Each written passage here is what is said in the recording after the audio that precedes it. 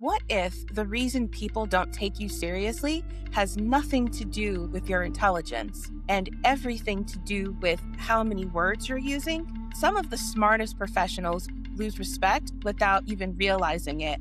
And it's not because they're wrong, it's because they overexplain. They think more detail proves competence, but in reality, it often signals uncertainty. And the people who command the most respect, they're not louder, they're not longer, they are clearer. So today, I want to walk you through 3 simple shifts that separate professionals who ramble from professionals who are respected.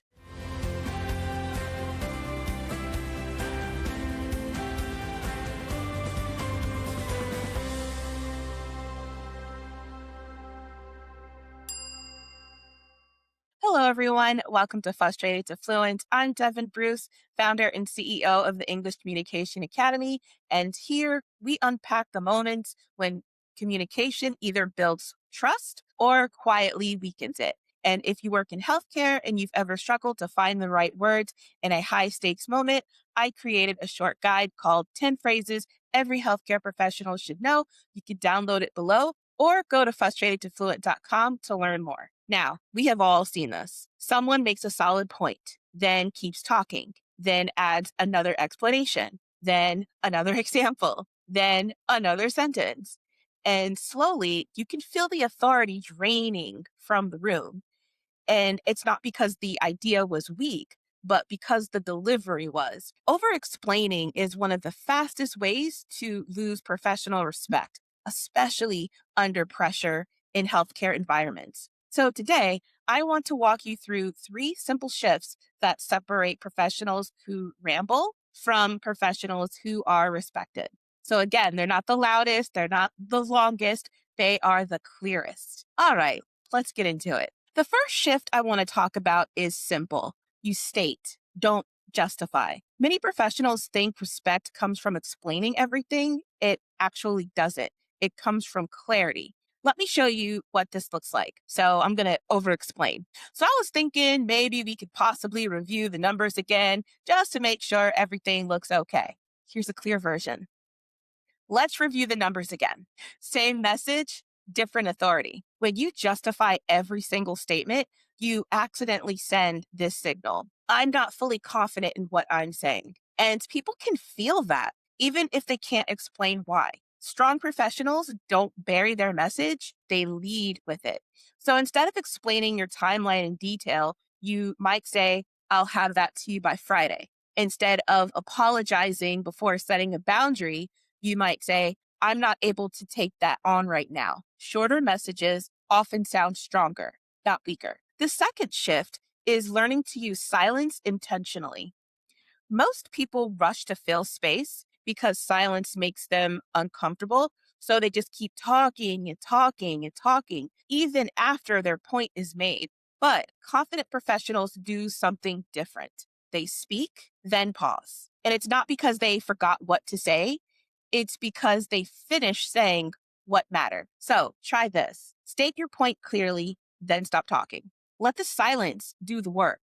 That pause sends a very clear signal. I'm comfortable standing behind what I just said. And that's what authority sounds like. Now, the third shift is this. Listen more than you speak, but listen with purpose. It's not passive listening, it's strategic listening. Professionals who are respected aren't always the ones talking. They're the ones paying attention. They listen long enough to understand what matters, what's missing, and what actually needs to be said. So when they speak, their words, they really land.